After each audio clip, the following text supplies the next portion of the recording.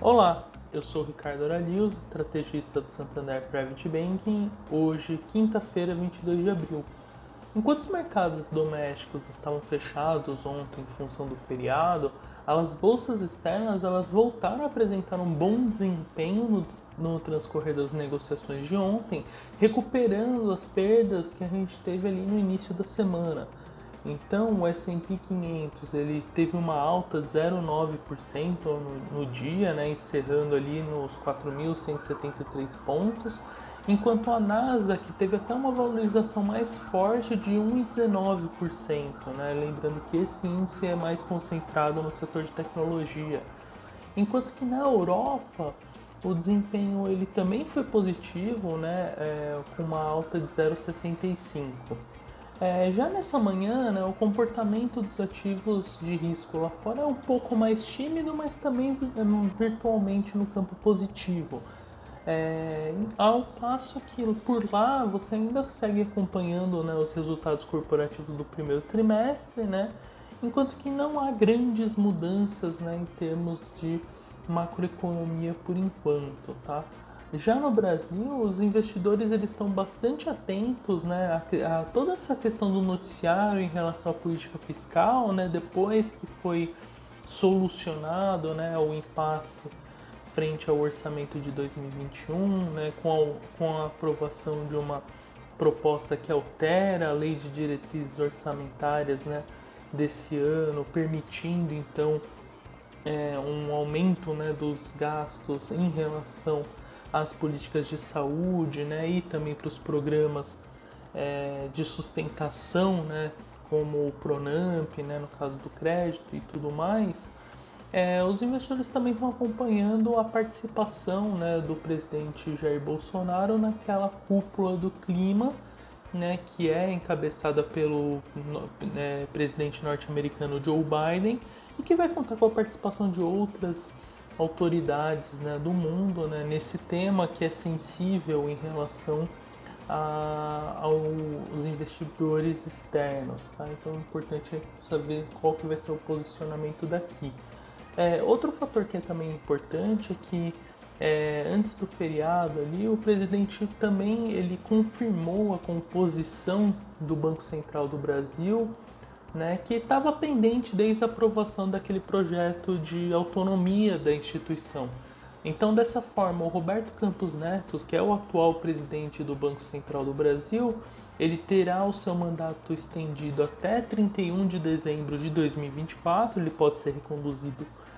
uma vez, e esse é um avanço importante sobre o aspecto da independência da gestão da política monetária do país, né,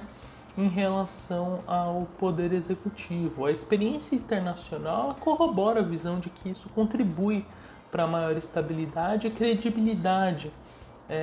para que o Banco Central cumpra o seu mandato, né, de estabilidade da moeda e no caso do Brasil também a questão da inflação, dado que a gente trabalha com um regime de meta de inflação. Isso afasta, né, o risco de intervenções, né, políticas no caso, e até como a gente viu recentemente acontecendo na Turquia, né, o que acaba também balançando muitos mercados. No caso das diretorias que compõem o Comitê de Política Monetária, o Copom, vai haver um escalonamento, né, dos mandatos de forma que as mudanças ocorram durante os mandatos dos próximos presidentes da República daqui em diante. Quando a gente fala também de política monetária global, né, a notícia de que o Banco Central do Canadá deu início ao processo de redução dos estímulos que foram adotados no ano passado, né, em função da pandemia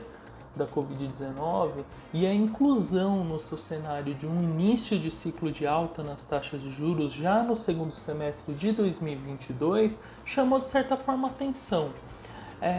O fato é que a ação ela acaba sendo emblemática por se tratar de uma importante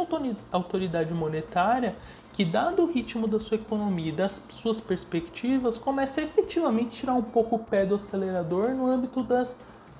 desses estímulos, né, nas compras dos ativos, por exemplo, né, naquilo que a gente chama de quantitative easing. Obviamente, cabe notar que esse ritmo de redução ele é bastante tímido, né, dessas compras de ativos, mas é uma tendência que vai ser acompanhada pelos demais bancos centrais do mundo. Hoje, os mercados eles estão acompanhando muito de perto a reunião de política monetária do Banco Central Europeu, especialmente a entrevista coletiva prevista pela presidente da instituição, né, Christine Lagarde. Mas por lá não são esperadas nenhuma mudança, né, de tom em relação à condução da política monetária até aqui, até porque os dados de atividade eles estão vindo muito bem, é verdade, né, principalmente quando a gente olha para a indústria, mas como tem todo esse recrudescimento da pandemia, né, em países como a Alemanha e França, que tem algum grau ainda de lockdown ali estabelecido, né, isso mantém um grau de incerteza muito elevado, então não deve trazer grandes alterações. E no caso dos juros, né, no mundo de maneira geral, a gente vê uma certa acomodação nas últimas semanas, exatamente porque os ajustes previstos, né, esperados na política monetária nos próximos meses ou até anos, eles já parecem um pouco mais bem incorporados aos preços. Então, essas notícias, né, e a falta de novos catalisadores, né, mantém os títulos soberanos norte-americanos das Treasuries razoavelmente acomodados, né, e isso ajuda a manter esse ambiente de maior apetite ao risco no mundo sem grandes mudanças, tá? Obviamente, conforme for passando o tempo, o desempenho da economia for ficando de fato mais forte, a inflação for de fato acelerando, aí a gente deve ver os bancos centrais do mundo caminhando no sentido da decisão anunciada agora também pelo Canadá. Eu fico por aqui, um bom dia a todos.